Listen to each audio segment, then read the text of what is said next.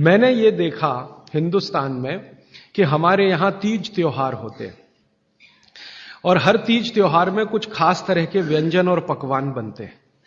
मैंने ये देखा है कि कुछ खास तरह के त्योहार में कुछ खास तरह का तेल उपयोग हो रहा है, दूसरे तरह के त्योहारों में दूसरे तरह का तेल उपयोग हो रहा है। उसके पीछे बड़ा साइंस है, बहुत बड़ा साइंस है, बहुत बड़ा विज्ञान।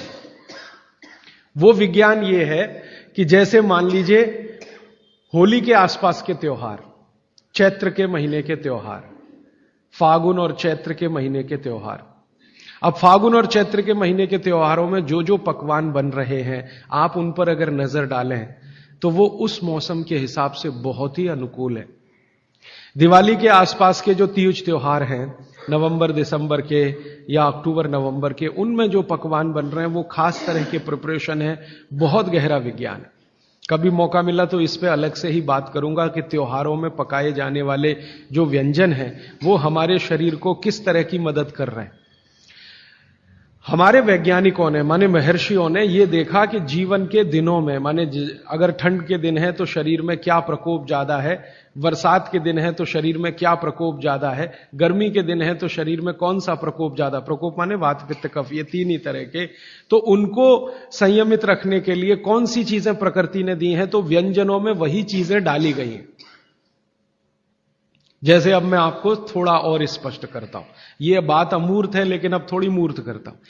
सर्दी के दिनों में जितने भी त्योहार आप मनाते हैं या जितने भी त्योहारों में आप अपने जीवन को लगाते हैं, ये सब त्योहारों में आप देखो भोजन ज्यादा से ज्यादा आपके हिसाब से गरिष्ठ होता है।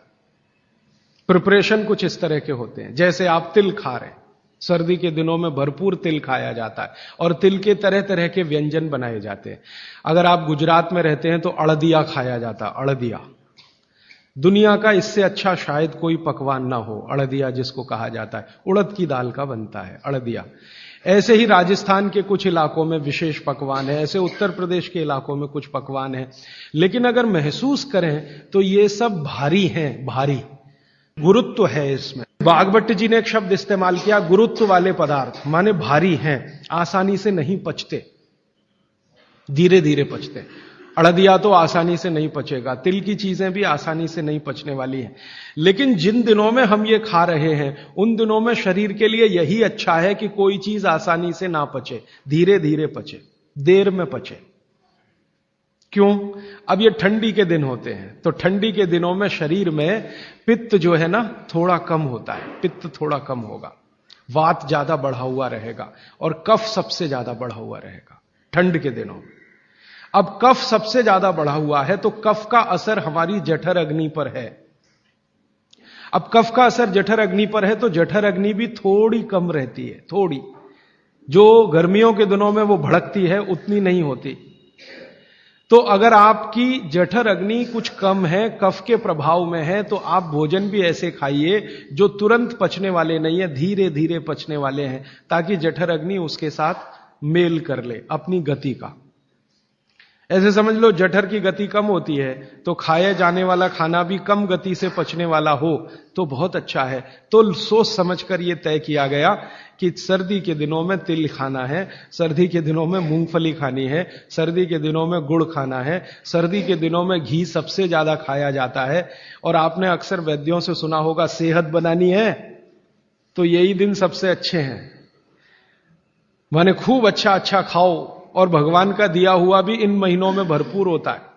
तिल भी इन्हीं महीनों में आते हैं, मूंगफली भी नई इन्हीं महीनों में आती है, चने भी इन महीनों में नए आते हैं। तो अच्छा खाना खाने का समय यही माना जाता है सर्दियों का। और अच्छा खाना वो जो गुरुत्व वाला है, गुरुत्व वाला वो जो थोड़ा धीरे धीरे धीरे धीरे पचता है। तो कितना बड़ा मेल बिठाकर हमारे लोगों ने हमारे व्यंजनों को त्योहारों के साथ जोड़ा। गर्मी के दिनों में उल्टा होता है, गर्मी के दिनों में आपका पित्त भड़कता है, माने अग्नि तीव्र है, तो आप ऐसा खाना खाओ जो जल्दी हजम हो जाए। बारिश के दिनों में सम रहता है, पित्त जो है बहुत ही कम होता है। तो बारिश के दिनों में यह कहा जाता है कि भैया सबसे हल्का खाना खाओ बारिश के दिनों में, क्योंकि पित्त उस समय सबसे कम है। और कई बार तो कहते हैं जी एक ही बार खा लो तो अच्छा है बारिश के दिनों में। और जैन समाज वाले तो जानते हैं कि बारिश के दिनों के खाने में बहुत रिस्ट्रिक्शन है, क्यों जी?